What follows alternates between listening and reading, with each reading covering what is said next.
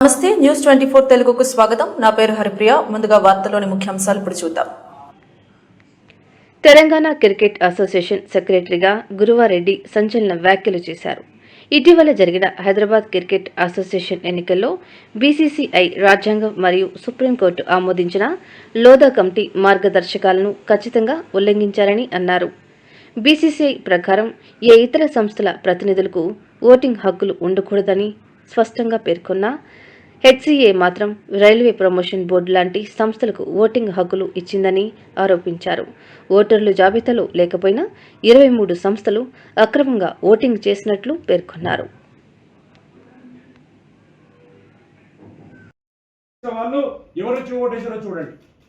పైనుంచి నేను చెప్పిన కవిత కేటీఆర్ ప్రమేయం ఉంది ఇందులో, ఖచ్చితంగా ఇందులో. ఎందుకంటే ఫోర్జరీ చేసి ఒక క్రికెట్ అసోసియేషన్ లో ప్రెసిడెంట్ గా కూర్చోవాల్సిన అవసరం ఒకరికి ఎందుకు వచ్చింది?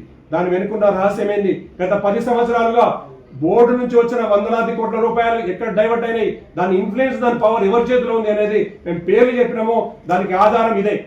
మీరు ఐఏఎస్ ఆఫీసర్లను, ఐపీఎస్ ఆఫీసర్లను మభ్యపెట్టో లేదా బెదిరించో లేకుంటే ప్రెజర్ పెట్టో ఒక ఓటు నాట్ ఎలిజిబుల్ ఓటు, ఇది కాన్స్టిట్యూషన్ ప్రకారం ఇల్లీగల్, ఈ పని చేయించగలిగిన అంటే వాళ్ళు క్రికెట్ వ్యవస్థను గుప్పిట్లో పెట్టుకుని 10 సంవత్సరాలుగా తెలంగాణ క్రికెటర్ల గుర్తింపు రాకుండా, జిల్లా నుంచి ప్లేయర్లు ఎవరు కూడా పై స్థాయిలో ఆడకుండా అడ్డంబడి వచ్చిన కేవలం డబ్బుల మీద, దాంట్లో ఉన్న పవర్, సెలబ్రిటీ స్టేటస్. ఎందుకంటే వీళ్ళకి సినిమా స్టార్లతోటి, స్పోర్ట్స్ స్టార్స్ తోటి, పవర్స్ తోటి, కార్పొరేట్ కంపెనీలతో ఉండే ఇంటరాక్షన్, దాంట్లో ఉన్న పవర్, దాని అనుకున్న అయితే మనీ పవర్ ఉంటుందో దాన్ని కంట్రోల్ చేయదలుచుకున్నారు. కాబట్టే వాళ్ళు క్రికెట్ క్రేజియస్ట్ గేమ్ అనుకుంటే, cricket is religion in the country. మన స్టేట్ లో కూడా క్రికెటే మనకు రిలీజన్. మనకి ఏది నీ మతం అంటే క్రికెట్ అంటే అటువంటి పరిస్థితి. ఇండియా పాకిస్తాన్ మ్యాచ్ ఆడితే రోడ్డు మీదకి ఎవరు, మొత్తం రోడ్లన్నీ ఖాళీ ఉంటాయి. మనకి ఇంత ట్రాఫిక్ ఉన్న హైదరాబాద్ లో కూడా. అటువంటి క్రికెట్ ఫాలోవర్స్ ఉన్న ఈ రాష్ట్రంలో క్రికెటర్లకు అన్యాయం చేయడానికి ఇటువంటి దొంబి పనులు, దోకేబాజ్ పనులు, ఫ్రాడ్ చేసిన కేటీఆర్, కవితను ఇమ్మీడియట్ గా ఇన్వెస్టిగేషన్ పరిలోకి తీసుకోవాలి.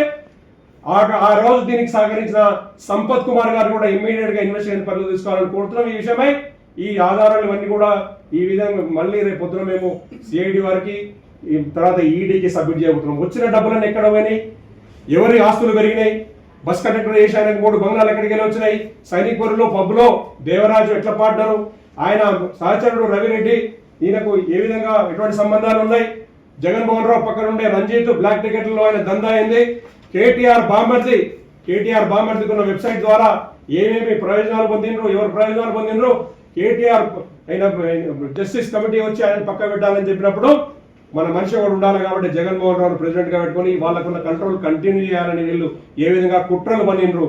తెలంగాణ విద్యార్థులారా, తెలంగాణ యువత మీరు ఆలోచించాలి. ఏ విధమైనటువంటి కుట్రలు చేసిండ్రు వీళ్ళు.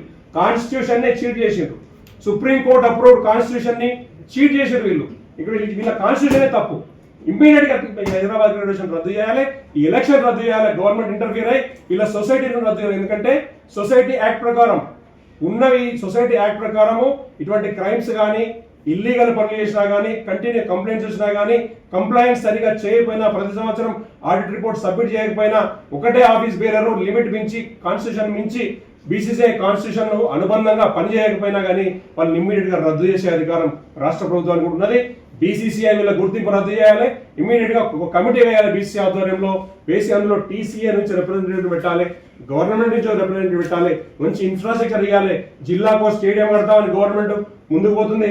క్రైమ్ జరిగిన చోట ఇన్వెస్టిగేషన్ చేయడానికి గవర్నమెంట్ ముందుకు వస్తుంది. దీనికి కేంద్ర ప్రభుత్వంలో పెద్దలను కూడా మేము అప్రోచ్ అయినాం.